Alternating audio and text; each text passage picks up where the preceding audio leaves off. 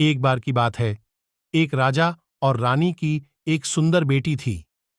उन्होंने नई राजकुमारी के लिए एक शानदार पार्टी दी। सभी महत्वपूर्ण पुरुष, महिलाएं और परियां उपहार लेकर आईं। सभी ने नन्ही राजकुमारी को उपहार दिए। 7 अच्छी परियों ने राजकुमारी को जादुई उपहार दिए।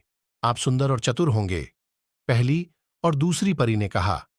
आप दयालु होंगे, तीसरी परी ने कहा। आप गाएंगे और नाचेंगे, चौथी और पांचवीं परी ने कहा। आप हमेशा खुश रहेंगे, छठी परी ने कहा। अचानक एक बुरी दुष्ट परी प्रकट हुई। वह बहुत क्रोधित थी क्योंकि राजा ने उसे दावत के लिए आमंत्रित नहीं किया था। उसने राजकुमारी को उपहार के रूप में एक श्राप दिया। उसने कहा, जब राजकुमारी 15 वर्ष की होगी तो वह चरखे पर अपनी उंगली चुभाएगी और मर जाएगी। बुरी परी गायब हो गई। 7वीं परी ने राजकुमारी को उसका उपहार नहीं दिया।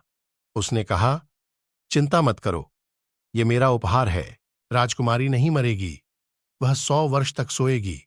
तभी एक राजकुमार उसे चूमेगा और वह जाग जाएगी। पूरा राज्य उसके साथ सो जाएगा। राजा चाहता था कि लोग सभी चरखों को जला दें। यह राजकुमारी का 15वां जन्मदिन था। सभी पुरुषों, महिलाओं और परियों को आमंत्रित किया गया था। महल में घूमते समय राजकुमारी को एक सीढ़ियां दिखाई दीं। वह उत्सुक हो गई और उसका अनुसरण करने लगी। सीढ़ियां उसे टावर के शीर्ष पर एक कमरे तक ले गईं। राजकुमारी ने दरवाजा खोला। उसने एक बूढ़ी औरत को चरखा चलाते हुए देखा।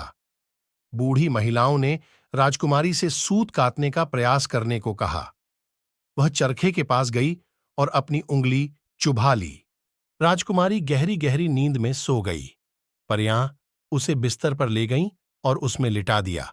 राज्य में भी सभी लोग सो गए। महल के चारों ओर घने सिंहासनों का एक जादुई जंगल उगाया। 100 साल बीत गए।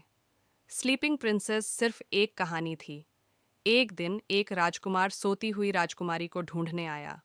राजकुमार ने घना जंगल काट डाला। वह महल में गया। उसे सोती हुई राजकुमारी मिली। वह इतनी सुंदर थी कि उसे उससे प्यार हो गया। राजकुमार ने राजकुमारी को चूमा। यह एक मैगी चुंबन था। राजकुमारियां जाग गईं। उसने राजकुमार को देखा। वह बहुत सुंदर था।